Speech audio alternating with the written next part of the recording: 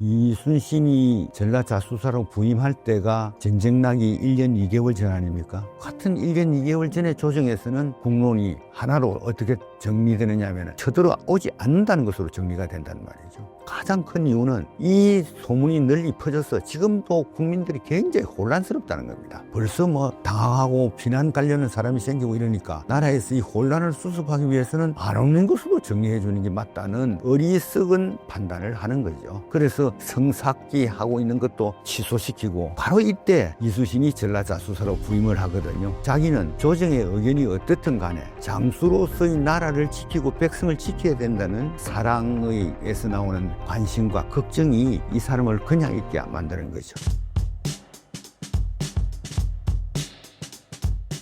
군법무관 시절부터 이순신에 매료돼서 이순신의 정신을 공부한 사람이고, 직업은 쭉 판사였지만은 지금은 한 10여 년 전부터는 서울, 여수, 부산에 각각 여해재단을 만들어서 거기서 설립한 이순신 학교에서 작은 이순신을 배양하고 있습니다. 거기에 저는 이제 도와주고 있습니다. 저는 김종대 재판관님이 쓰셨던 이순신 죽을 힘을 다해 싸웠습니다. 의역 난중일기, 이야기 부산대첩을 모두 출간한 가디언 출판사 신민식입니다. 사실 오늘 대담에 참여할 예정이 없었는데 재판관님께서 간곡히 부탁하셔서 같이 취임새를 내드리려고 이 자리에 앉았습니다. 이순신 장군은 임진왜란 발발 1년 2개월 전부터 이미 전쟁을 대비해서 군사훈련과 방어 요새들을 구책하셨는데요. 전쟁 가능성을 조기에 판단하신 근거는 무엇이었으며 조정의 판단과는 어떤 차이가 있었나요? 사랑하면은 관심을 가지죠. 제일 먼저 사랑의 대상에 대해서 관심을 가지고 걱정을 하게 됩니다. 이순신은 자기가 사는 그 나라를, 그 백성들을 굉장히 사랑한 것 같아요. 그래서 항상 관심이, 걱정이 백성들의 삶에 눈이 가 있었는데, 자기가 아는 것으로 보니까 전쟁이 일어날 것 같단 말이에요. 일본이 자꾸 침략도 하고 이래서. 그리고 소문도 그랬는데 나라에서는 안 난다 한단 말이에요. 그러나 자기는 장수예요. 백성의 삶을 지켜내야 될 책임이 있는 장수거든요. 이 장수는 그냥 있을 수가 없어요. 그냥 있다가는 죽을 수 있으니까. 그게 이순신이 미리 준비한 가장 큰 이유라고 생각해요. 저도 그렇게 생각합니다. 사실 예나 지금이나 당시 살아갔던 사람들은 세상이 변화되는 걸 알잖아요. 예를 들어서 우리도 뭐 트럼프 대통령이 어떻게 하고 있고, 뭐 우리 현재 우리 바른미래당 윤석열 대통령이 어떻게 하고 있다, 이런 것들은 알고 있으니까. 그런데 거기에서 진심으로 나라를 생각하시는 분들은 준비를 하지 않았을까. 특히 이순신 장군 같이 준비가 철저하셨던 분이기 때문에 아마도 전쟁이 날 거라고 하는 예상컨대 뭐 한 10%, 20%만 됐어도 장군께서는 아마 준비를 하셨지 않았을까 싶습니다. 당시 상황은 조정에서도 전쟁 나기 한 2년 전까지 아주 급박한 정보들이 많이 들어왔거든요. 그래서 조선에서 2년 전에, 전쟁 나기 2년여 전에 우리도 그 통신사를 보냅니다. 정사로서 황윤길이가 가고 부사로 김승일이가 가는데, 이 사람이 1년에 걸쳐서 일본을 둘러보고 풍신수길, 일본의 왕을 만나고 오거든요. 오고 나서 이 사람들이 조정에 와서 왕에게 국정 보고를 해야 될 거 아니에요. 보고원 보고를. 근데 정사는 내가 본 것으로는 틀림없이 전쟁이 난다. 완전히 준비가 다 돼 있더라. 그리고 자기들이 침략에 들어온다고 말을 한다. 그런데 김승일이라는 부사는 그 풍신수길의 눈을 보니까 쥐같이 생겨서 전쟁을 일으킬 것 같지 않아. 못 일으킨다. 이렇게 반응이 달라요. 반응이 조정에서는 그러면은 보고 온 사람이 정사 부사가 의견이 다를 때 국론 통일을 결국은 누가 해야 됩니까? 선조가 해야 되겠죠. 물론 신하들 간에 이제 토론이 있는데, 유감스럽게도 정사는 서인이고 부사는 동인이에요. 서인이 말을 하면 동인은 하여튼 반대쪽으로 가고, 그때도 아마 그랬나 봐요. 그러니까 그래서 이 다른 책에 보면 그래요. 김승일이가 안 온다 이러니까 조정회의를 마치면서 유성룡 대감이 나오면서 김승일에게, 그 호가 학봉이거든요. 학봉 정말로 안 올 것 같대? 이래 물었더니, 그거에 제가 알 수 있습니까? 그러나 황윤길 정사 일본에 가서 너무 굴욕적으로 굴었다는 거죠. 몸을 움츠리고 고개를 숙이고. 그래서 그게 많이 작용한 것 같아요. 그래서 이 김승일이라는 사람도 전쟁이 나면은 그걸 하거든요. 바로 경상도의 초유사가 돼가지고 외적을 막습니다. 막는 일을 하지만은 하여튼 그 당파라는 이 차이가 국론 통일하는데 장애가 되는 거예요. 그래서 이순신이 전라자수사로 부임할 때가 전쟁 나기 1년 2개월 전 아닙니까? 그때 같은 1년 2개월 전에 조정에서는 국론이 하나로 어떻게 정리되느냐면 쳐들어오지 않는다는 것으로 정리가 된다는 말이죠. 가장 큰 이유는 이 소문이 널리 퍼져서 지금도 국민들이 굉장히 혼란스럽다는 겁니다. 벌써 뭐 당황하고 짐을 옮기는 피난 가려는 사람이 생기고 이러니까 나라에서 이 혼란을 수습하기 위해서는 안 오는 것으로 정리해 주는 게 맞다는 어리석은 판단을 하는 거죠. 그래서 성삭기 하고 있는 것도 취소시키고 바로 이때 이순신이 전라자수사로 부임을 하거든요. 이순신이 전라자수사로 부임해서 자기는 조정의 의견이 어떻든 간에 장수로서의 나라를 지키고 백성을 지켜야 된다는 이 아까 말하는 사랑의에서 나오는 관심과 걱정이 이 사람을 그냥 있게 만드는 거죠. 이 사람으로 하여금 준비하게 만들고, 그러니까 여수의 그 전라자수영을 완전히 요새화로 하고 군대에 특별 훈련을 시켜서 완전히 정신교육을 철저히 하고, 무엇보다도 뭘 만들죠? 거북선을 만듭니다. 이렇게 이순신은 준비합니다. 준비했더니 1년 2개월 후에 과연 전쟁은 터지는 거예요. 그래서 조정은 그랬고, 그런데 이제 그 뭐 얘기를 하자면은 붙여서, 그런데 전쟁이 터지니까 경상도에 있는 수군사령관을 수사라 그러고 육군사령관을 병사라고 했습니다. 불렀어요. 경상병사나 경상수사는 다 도망가요. 무서웠어. 예상하지 아니하고 있었는데, 예상 않고 있었는데 큰 위기가 닥쳐오면 누구나 사람은 두려워서 그것을 피하려고 합니다. 장수들의 책임이 있는데도 불구하고 각자 핑계는 돼요. 어떤 사람은 빨리 가서 서울에서 왕을 구해야 되겠다 하면서 도망을 가고,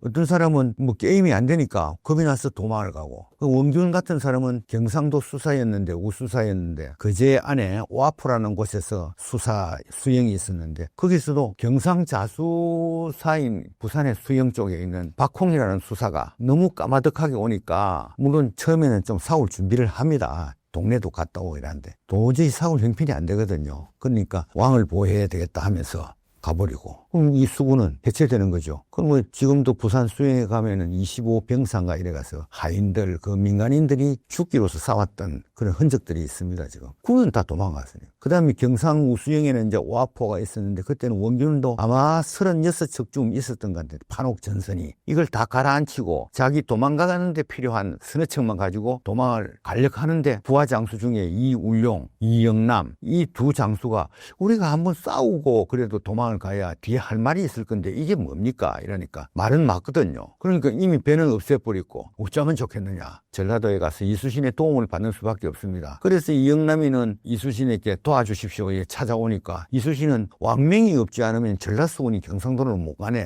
나는 왕명만 기다린다. 그래서 왕명이 올 때 이제 이순신은 오거든요. 그래 경상수군이 그렇게 다 도망가고, 병사들도 도망가고 수사들도 도망가고. 왜 그러냐면 준비 안 했거든요. 준비 안 했다가 엄청난 적이 몰려오면요, 왜적은 그때 공포의 대상이었어요. 오는 게 1, 20척이 아닙니다. 수백 척, 800척이 오는데 전부 이 조총으로 무장을 했거든요. 우리는 활이었어요. 그때마다 주력 무기가. 활과 총이 쏘면 어떻게 됩니까? 뭐 상대가 안 되겠죠. 그래서 경상수군은 조총에 완전히 주눅이 들어 있었어요. 그러니까 싸우기도 전에 다 도망가 버렸죠. 그래서 이제 이순신은 왕명을 받고 4월 13일 날 전쟁이 터졌는데, 5월 4일 날, 지금 내가 말하는 날짜는 다 음력입니다. 어머니 생신입니다. 그때가 자기 어머니 생신에, 이순신의 생에서 어머니라는 굉장한 의미가 있는데, 어머니 생신에 여수와 바다를 출발해서 남해를 거쳐서 제일 먼저 옥포에서 옥포해전이 그때 이제 성첩을 거둡니다. 그 다음에는 또 돌아오죠. 성첩을 거두면 1항차 나가면은 서너 차례 전투를 합니다. 옥포, 적진포, 하포, 이 세 전투를 해요. 각각 다니면서.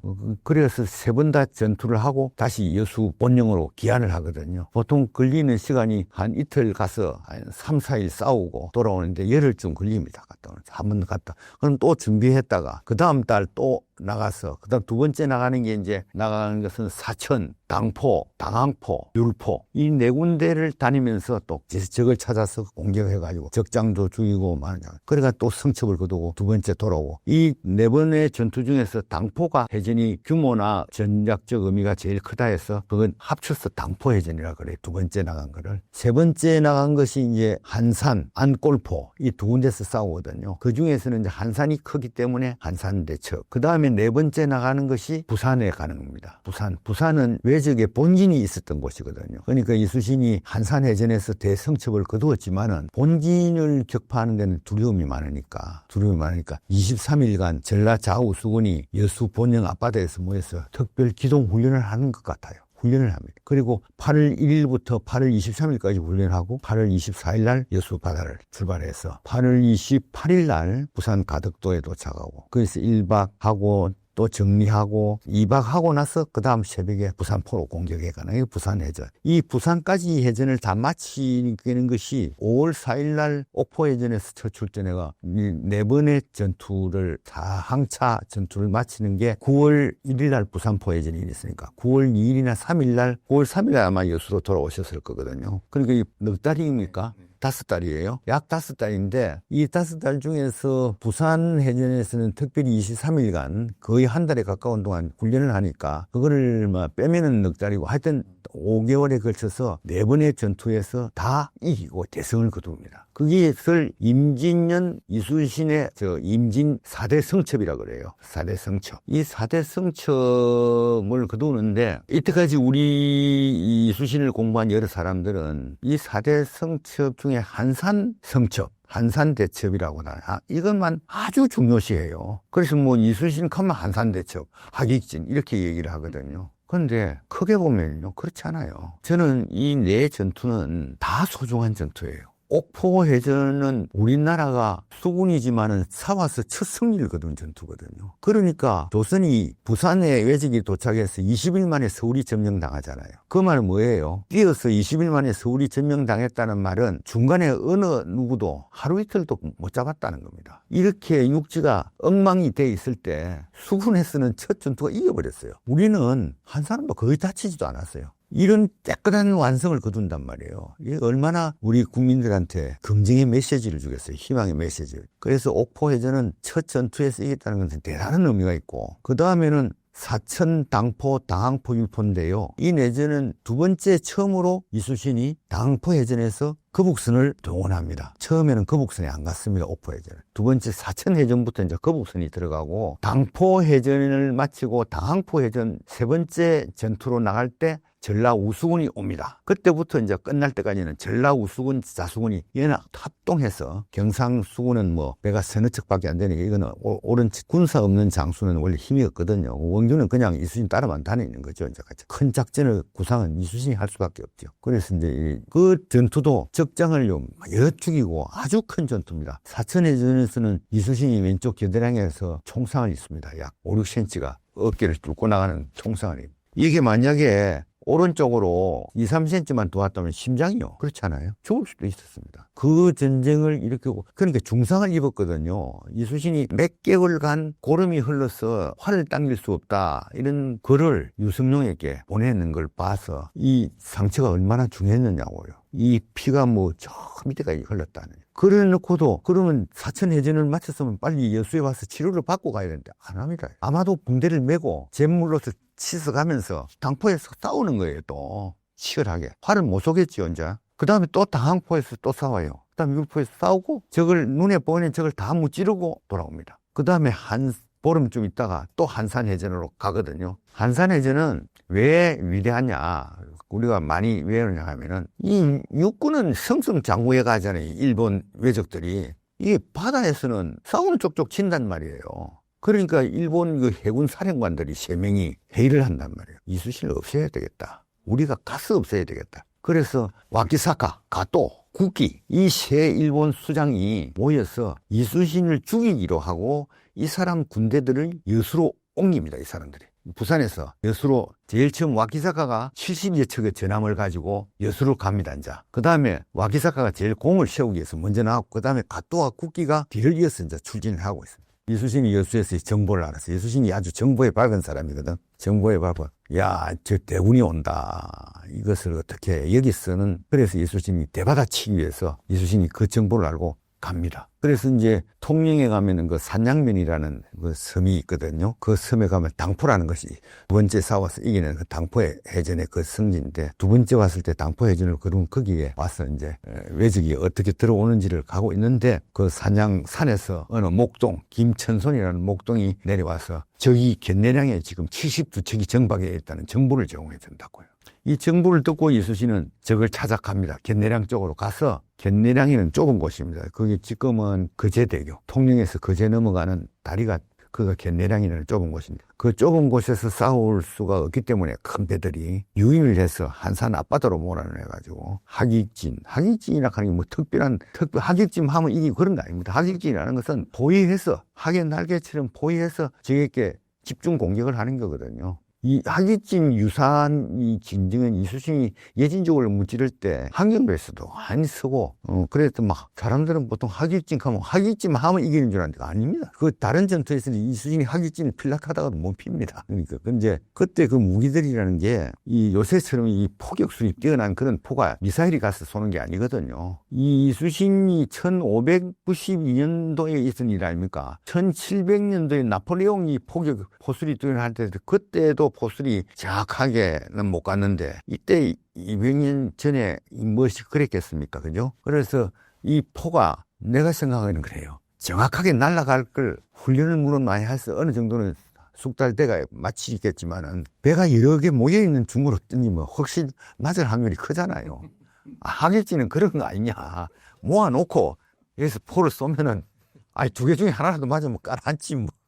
그러면 이수신이 만약에 그때 전술을 생각하면 저는 뭣도 모르고 한다고 할지 모르지만은, 그래서 하객진을 해서 적을 무너뜨리고 혼란스럽게 할 때 거북선이 들어가서 치고 이러면은 뭐, 그러니까 그때 온 적을 72척을 거의 전멸을 시킵니다. 와기사카는 부하가 맞아주는 활을 맞게 해가면 자기는 도망가. 그게 한산해전이거든. 그런다 하면은, 이거는 이때까지 옥포, 당포 해전을 할 때는 이수신이 적이 어디 있는지를 와서 찾아가지고 적을 공격했는데, 한산해전은 적의 장수 셋이 연합해서 와서 온 것을 이수신이 정보를 알고 그 적을 치러 나가서 완패를 시켜버리는, 완파를 해버리거든요. 그러니까 그 다음 날은 다시 이제 안골포로 갑니다. 부산 쪽으로 더 가서 또 국기가 뒤따라오는 거 있잖아요. 이것도 깨버립니다. 그러니까 일본 세장수, 그러니까 그 전적이 엄청나지 않을 겁니까? 그리고 일본이 외적의 공격을 적극적으로 대받아서 치기 때문에 일본이 한산 대첩이 끝나고 나서는 이순신을 보면은 피해라, 싸우지 말라는 겁니다.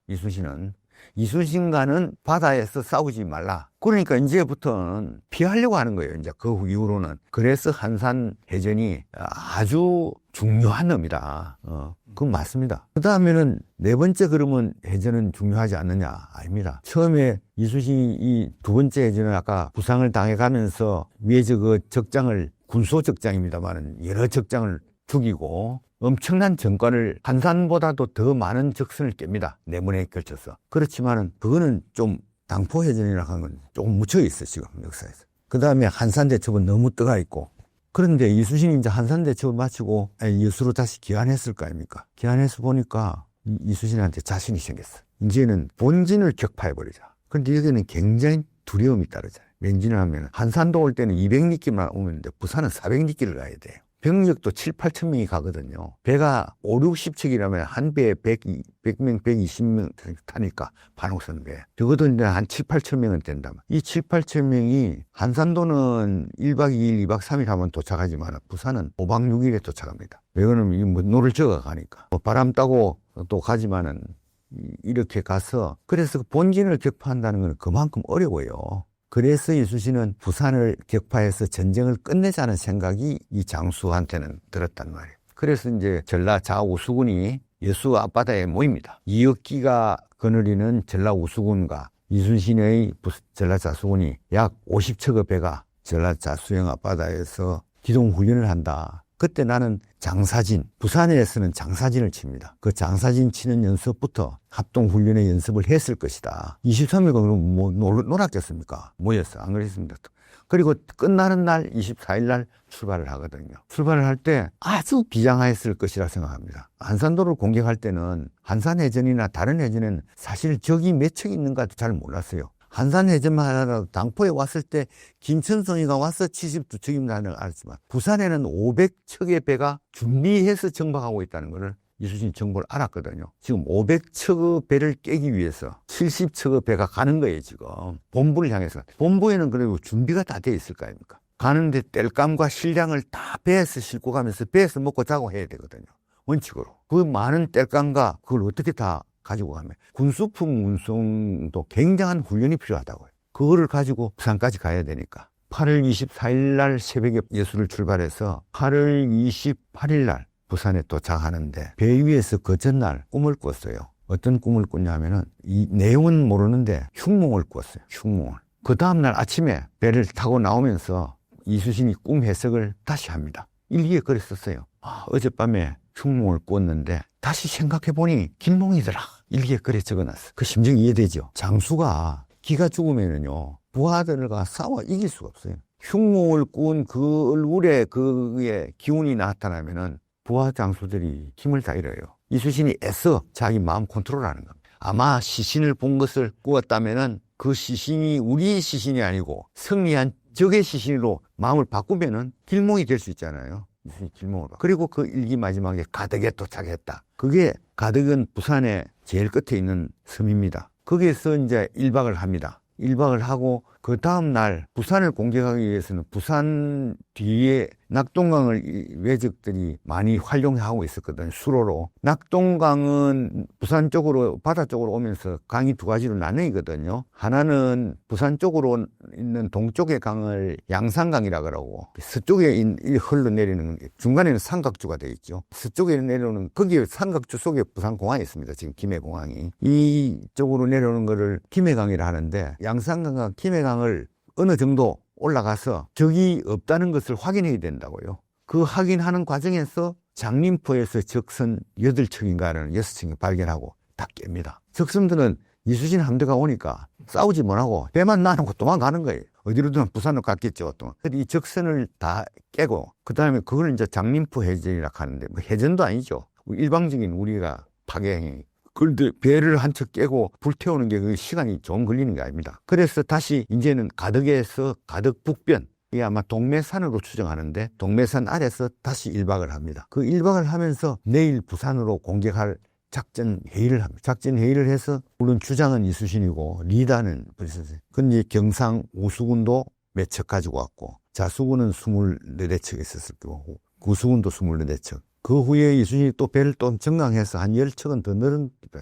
이 배들이 그 다음날 새벽에 부산을 향해서 갑니다. 부산을 향해서 가는데 제일 처음 가는 중에 화중구미에서 적선이 4척이 있는데 이것들도 막 이수신 함대만 보면 도망가. 그걸 또 전부 다 불 다 태우고. 그 다음에 서평포에서 또 몇 척. 그 다음에 영도의 다리하고 영도 다리라는 거 아시죠? 영도 다리. 그걸 옛날에 초량목이라 했는데 이 초량목 영도 다리를 지나가면 지금 영도 다리죠. 그걸 지나가면 이제 부산 바다가 나오거든요. 거기에 이제 적선이 500척 있단 말이죠. 그래서 영도를 지날 때 부산항으로 들어갈 때 아마 오후였던 것 같아요. 오후 1-2시. 새벽에 나와 지금 여러 차례 적선을 깨면서 지금 가오고 있잖아요. 그 영도에 왔을 때 이제 오늘 공격할 것인지 내일 공격할 것인지를 논의하는데 다른 사람이 인원이 좀 분분했나 봐요. 원균하고 몇 사람은 내일 와서 공격하자. 그때가 음력 9월 1일이니까 낮의 길이가 별로 안 깁니다. 그리고 9월 1일이라 하면은 밤이 어떻겠습니까? 깜깜하겠죠. 달이 없는. 네네. 그러니까 오후 2시에 시작해가 전투가 돼가지고 5시만 넘으면 밤이 될 수 있단 말이에요. 여러 생각을 갖다 이수신이 공격 명령을 깃발 딱 공격 명령을 찍소리야 못하지. 다 근데 이수신을 가작하면 다 가는 거예요. 왜냐면 저 사람하고 싸우면 안 죽으니까. 이때까지 아무도 죽은 적이 없으니까. 그래 가서 2시부터 가니까 매적선이 4척을 가지고 방어하기 위해서 4척이 영도다리 쪽으로 나옵니다. 그 4척과 첫 전투가 벌어져요. 그 4척을 거북선을 앞세워 세워 박살내버리지. 다. 그 적들은 거기서 빠져서 물에 다 막 빠져 죽고 이러거든요. 그래서 이제 이 적선 4척을 깨고 이제 부산 북항의 직근모로 치면은 우암항에서 자성대 쪽으로 걸쳐서 부산 진으로 약 470척이라고 그러면 그 배가 정박되어 있는 곳에 가니까 이놈들은 배에는 소수 인력만 보내놓고는 육지로 올라가서 육지에서 공격을 하는 거예요. 바다에서 이수신과 싸워도 안 되니까 처음 또 4척 가 또 이것도 다 박살나니까 아예. 그 위에서 이제 공격을 한다. 그래 이수신은 참 기가 차잖아요. 배에서 떠서 이제 저절로 장사진을 칠 수밖에 없어요. 적선은 이렇게 늘어서 있는데 우리도 이제 일직선 뱀처럼 이렇게 휘어가면서 적을 포로 공격하고 또 돌아서 오면서 또 이쪽 공격하고 이래서 적선을 무수히 깹니다. 그런데 적도 그 산 쪽 위에서 배는 놔놓고 산 쪽 위에서 막 공격을 하고 심지어 우리 백성들을 동원해서 포도 쏘고 이러는데 이미 부산 쪽에 사는 경상도 쪽에 사는 사람은 일본 백성화된 거죠. 저거 점령하고 있으니까 그 명령에 따라서 움직일 수밖에 없겠죠. 비감한 마음이 들지만은 그래서 더 장수들이 분격했다는 겁니다. 그래서 이제 몇 시까지 싸우느냐. 거기서 전투를 마치고 이수신이 이제는 승리했다. 단언을 할 수 있을 때 이수신은 배를 물려가지고 다시 가덕으로 오는데 가덕에 돌아오니까 자정이었다. 그래서 부산에서 전투를 끝냈을 때 약 10시 가까이가 됐을 것이라고요. 그러면 5시 반쯤 해가 졌다면은 야간 전투를 한 거예요. 그리고 부산 해전 돌아오는 중에 막 철수하려는 중에 이수신이 가장 아끼는 장수의 정운 장군이라고 있습니다. 정운 장군. 이 정운 장군이 전사합니다. 총탄 맞아. 포를 맞았어. 그래서 돌아오고 이수신이 이때까지 부산 해전까지 4번 싸울 때까지 이수신 밑에 부하 장수가 죽은 전투는 한 번도 없어요. 이수신은 전략을 짬에 있어서 부하의 사랑을 그 전략의 중심에 놓습니다. 부하 안 죽여요. 그러니까 부하들도 이수신하고 죽으면은 저 사람이 죽으면 모를까 우리 안 죽는다는 것이 있어요. 이게 그 부대를 하나로 만드는 힘을 만들어요. 이수신이 노량해전에서는 당신이 죽잖아요. 그때는 우리 장수도 많이 죽어요. 그러나 이수신이 살아서 치르는 전투에서 부하 장수가 죽은 거는 부산해전밖에 없습니다. 그러니까 이 정운 장군에 대한 이수신의 그 애통함은 이수신이 제문을 바쳐서 이 얘기를 하고 그래서 이 4가지의 전투가 끝나고 나서 이 4전투를 끝나고 나서 임진년 4대 전투가 끝나는 그 부산 9월 1일을 기점으로 해서 외적은 바다로는 한산도 근처로는 얼씬을 못합니다. 그러니까 전라도 바다나 서해안으로는 얼씬을 못한단 말이에요. 그러면은 어떻겠습니까? 호남은 곡창이 보존되잖아요. 거기서 수로를 통해서 명나라 군사들과 우리 조정이나 다른 데다가 양식을 군량미를 공급할 수 있어서 우리가 7년 전쟁을 견뎌내는 겁니다. 그래서 이수신이 그 훗날요 친구한테 보내는 편지에 그럽니다. 호남이 없었다면 이 나라가 없었어 이런 말을 한다고. 양무호남 시무국가라 이랬는데 그만큼 그 호남에 우리가 지금 와서 보면은 임진왜란에서 임진년 4대 성첩을 통할 때 보면은 그 호남 여수 고흥 저쪽으로 그 수병들 중심으로 수군들의 나라 위한 헌신들 기억해야 되고 호남 농민들 혹시 정말 생산해서 나라 먹여 살린 거 그래 보면은 임진왜란을 우리가 견디냈던 힘의 원천이 호남에 있었다고 해도 과언이 아니에요.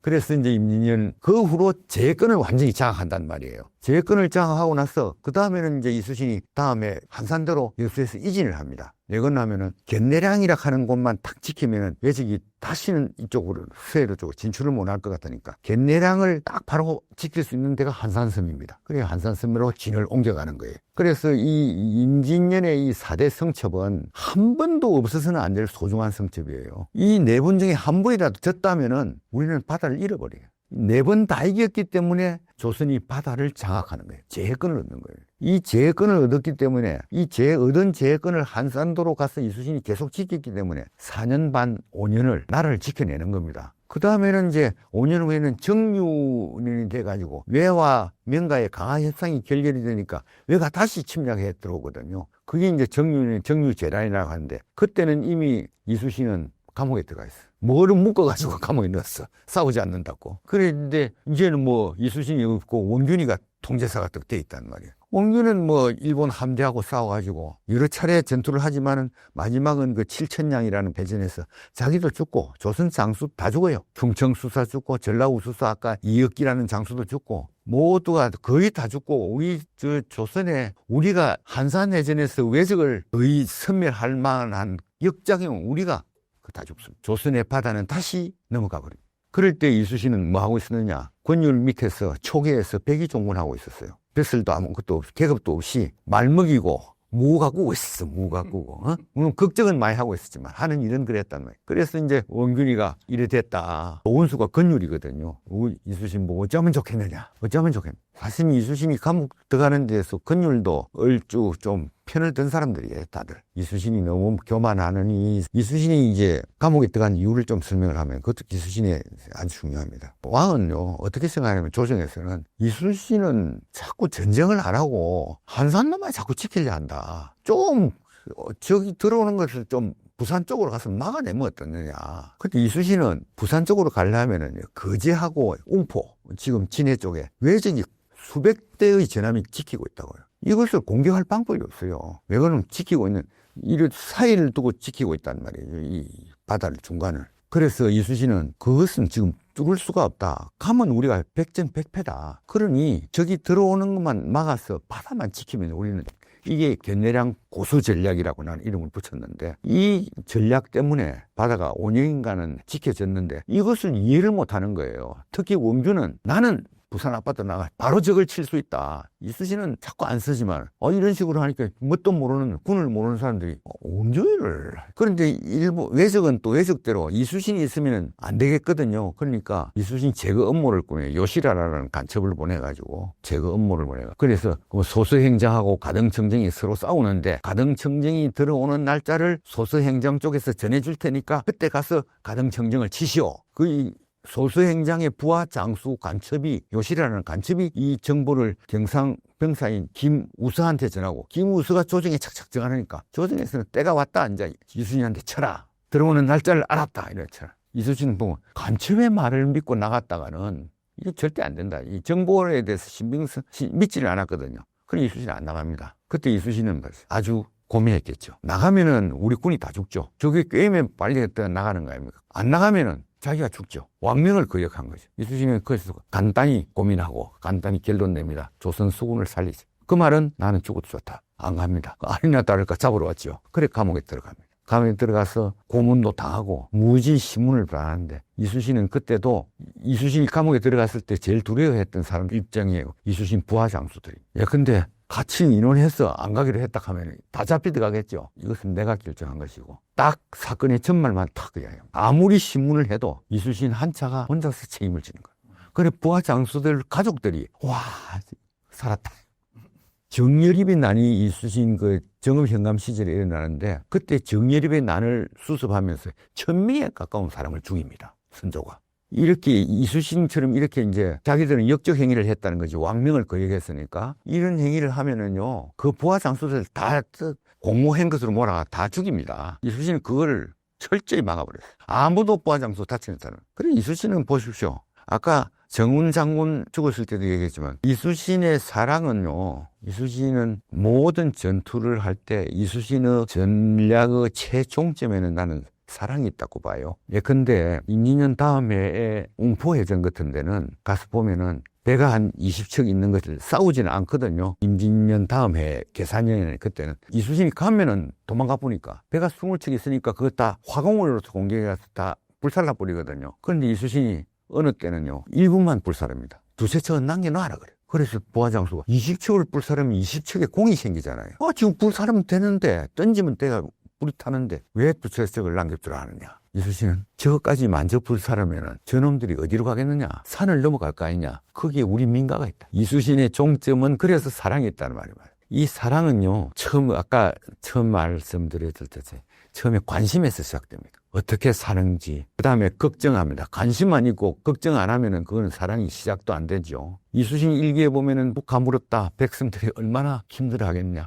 비가 흡족히 내렸다. 가뭄에 고생하는 우리 백성들이 얼마나 좋아. 장수가 지금 난중일기를 쓰면서 이것을 처음 적는다는 거예요. 그래서 이수신이 백성 사랑하는 마음은 처음에 이수신이 나는 가족 사랑하는 마음에서 나왔어요. 이수신의 가족 사랑, 어머니 사랑, 아내 사랑, 자식 사랑, 조카 사랑, 이 가족 사랑이요, 끝이 없습니다. 이 가족 사랑이 부하 사랑으로, 부하 사랑이 백성 사랑으로, 나라 사랑으로 확산돼 나간단 말이에요. 그러니 이 사람이 결국은 무너지지 않고 영원한 승리를 거둘 수 있었던 것은 이와 같이 그 전술의 이 사람 내면 가치 중에서 가장 중심적인 사랑이라는 가치가 하나의 회로를 이루어서 작동하고 있었다. 그렇게 봅니다. 그래서 이수신의 모든 얘기를 할 때는 사실은 이수신의 사랑을 얘기하지 않고 이수신의 그 승리 전략을 옳게 설명 다 못하죠.